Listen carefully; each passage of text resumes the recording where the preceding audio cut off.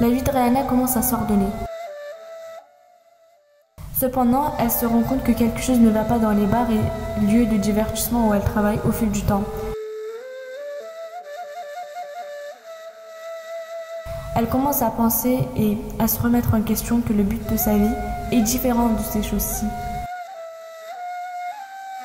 Ces enquêtes la dirigeront alors vers des questions sociales.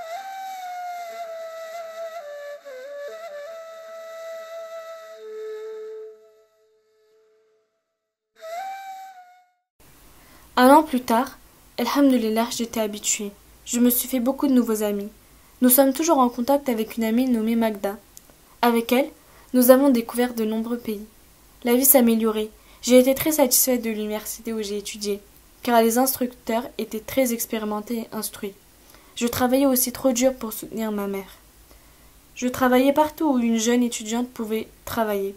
Je rencontrais de nouvelles personnes en travaillant dans des pizzerias, des bars, des endroits où les jeunes s'arrêtent. J'étais en contact avec de nouvelles personnes en raison de mon travail. Beaucoup de gens ont passé leur vie dans des bars. Après un certain temps, ce genre de vie a commencé à paraître désagréable. J'ai réalisé que je devais m'améliorer. En même temps, j'ai commencé à m'occuper des problèmes des immigrants tchétchènes. Un nombre très élevé d'immigrants arrivés en Pologne. Je les ai rencontrés sur les réseaux sociaux. J'ai découvert leurs ennuis.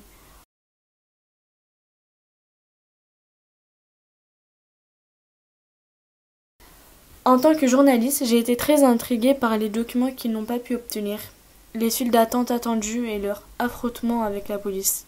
Je suis allée dans des camps d'immigrants, j'ai étudié l'histoire et la culture des Tchétchènes, leur première et deuxième guerre. Et au fil du temps, j'ai écrit une thèse de doctorat sur la guerre sociale entre la Tchétchénie et la Russie. Mon professeur d'université a beaucoup aimé ma thèse et m'a donné un emploi à l'université. Il a demandé aux enfants comment j'avais fait mes propres recherches et commenté les résultats obtenus. J'ai commencé à travailler avec plaisir car les informations que j'ai reçues provenaient entièrement de la communauté tchétchène.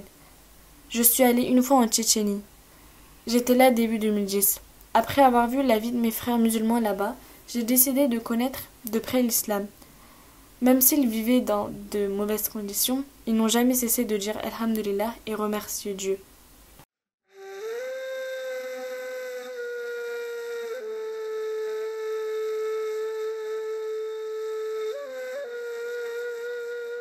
Aujourd'hui, le monde islamique est en désordre.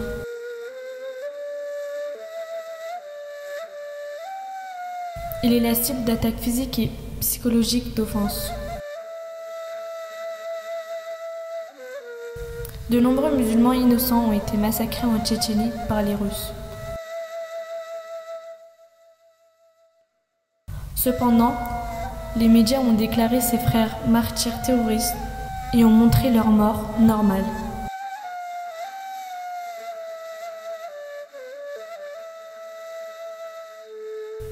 Le monde était silencieux lorsque les musulmans sont morts.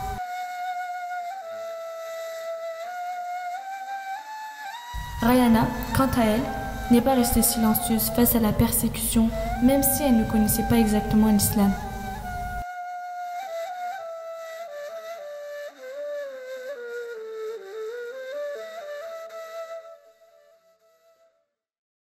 J'ai également vu de mauvais exemples d'islam.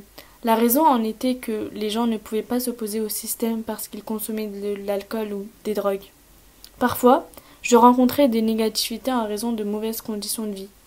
Mais de nombreux exemples que j'ai vus étaient positifs. Des exemples positifs m'ont rendu fière. Le fait qu'ils s'entraident m'a positivement affectée. Quand j'ai commencé à enseigner, les amis polonais avaient de nombreuses questions. Parce que la deuxième guerre tchétchène s'est en fait reflétée dans les médias russes comme une guerre de religion. Les musulmans barbus essayaient de tuer des chrétiens. Ils auraient voulu faire de la charia dans toute la Russie. Et il y avait des rumeurs comme ça. Ils essayaient de créer une perception négative. Dans mes recherches, j'ai réalisé cela. En fait, ceci était destiné aux citoyens vivant en Russie. C'était une propagande pour eux de soutenir cette guerre et les années où Poutine est devenu président. Ainsi, les gens ont été amenés à croire aux fausses nouvelles contre le terrorisme et à la peur du terrorisme. J'essayais de les expliquer à mes propres étudiants. Les étudiants me posaient des questions sur le rôle de l'islam dans la guerre. Et pour dire la vérité, je ne savais pas quoi répondre. À cette époque, je n'avais pas encore pris en main le Coran. Ma connaissance de l'islam était très faible. Je connaissais les médias, mais je ne connaissais pas le point de vue de l'islam contre la guerre, contre la mort.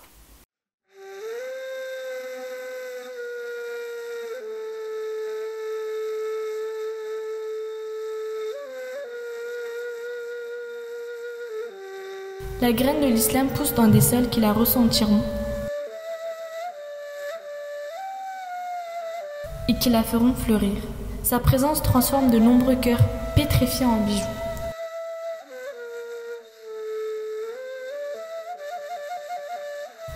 Il y a à la fois le monde et l'au-delà pour la personne qui tourne son cœur vers son Seigneur.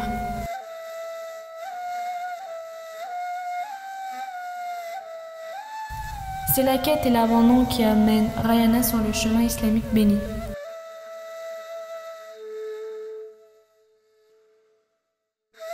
Après avoir rencontré l'islam au sens plein, elle se débarrasse des mauvaises impressions et se tourne vers la vérité.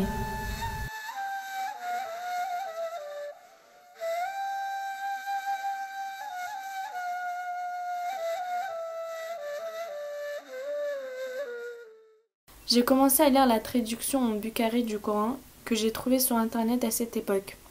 J'ai réalisé à quel point certains de mes amis non musulmans ou de mes amis musulmans sont différents, opposés avec l'islam.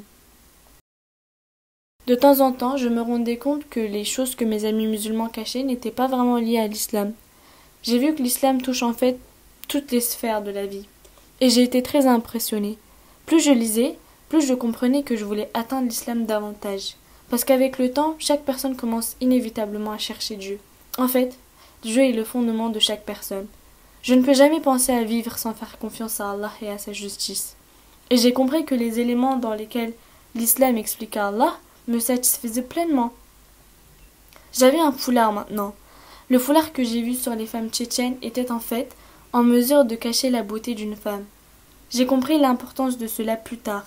À un moment donné, après qu'un jeune homme m'a regardé attentivement le métro de Minsk, j'ai ressenti le désir de rentrer chez moi et de prendre une douche.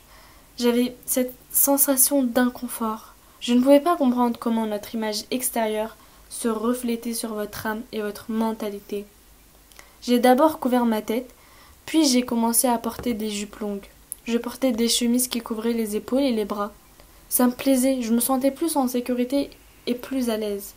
Je me fichais beaucoup de mes amis à l'école qui me regardaient. Et quand j'ai accepté l'islam à l'avenir, il n'était pas difficile pour moi de porter un foulard. Au contraire, j'ai adoré.